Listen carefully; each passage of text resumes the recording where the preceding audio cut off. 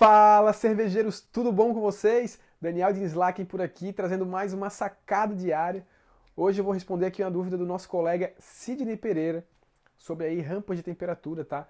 Ele quer saber como que ele faz para passar de uma abraçagem com apenas uma temperatura, que ele faz atualmente, para rampas, tá? Se ele deve priorizar alfa ou beta milase. Sidney, é o seguinte, é muito simples você utilizar, passar aí de uma para duas, certo? Quando a gente está falando de rampa de temperatura, vou ressalvar os casos aqui se de repente você quiser precisar aí de uma parada proteica, de repente quando está fazendo uma cerveja de trigo, por exemplo, uma Vitibia. A gente já falou em outros vídeos por aqui, mas vamos focar aqui na infusão simples e alfa e beta milase, certo? Então vamos lá.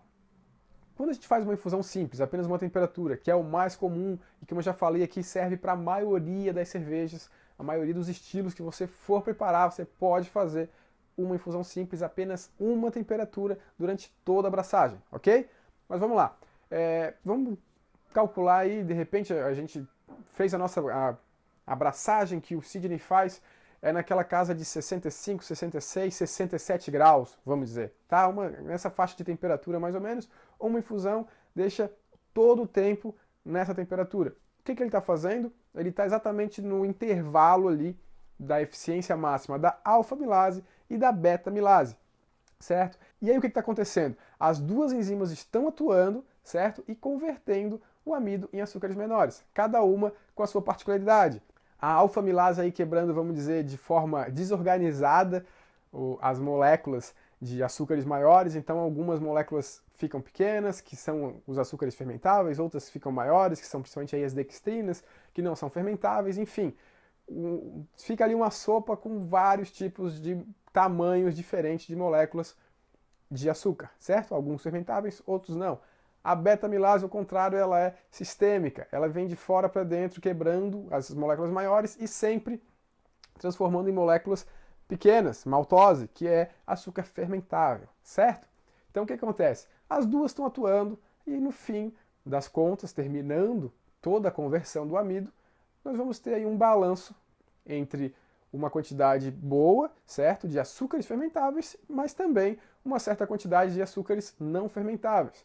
O que resulta isso? Quando a gente for fermentar, a gente vai ter uma cerveja aí com corpo médio, certo? Corpo médio. Tem alguns açúcares não fermentáveis, mas tem uma boa proporção de açúcares fermentáveis também.